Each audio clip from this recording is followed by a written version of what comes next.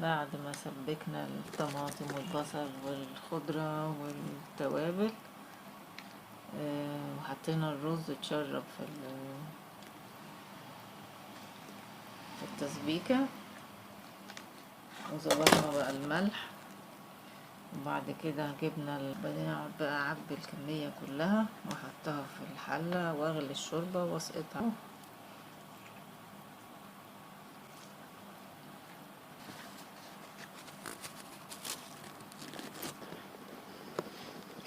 بعد ما عبينا البتنجان بالرز اللي هو متسبك، هرصه بقى في الحلة. طبعا فاضل شوية رز فهحطها تحت.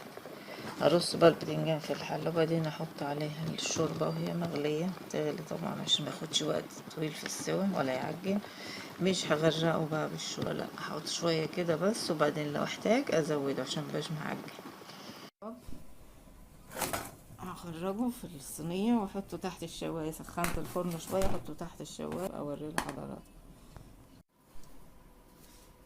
اهو المحشي البتنجان اهو بعد ما طاب ودخلناه تحت الشواية.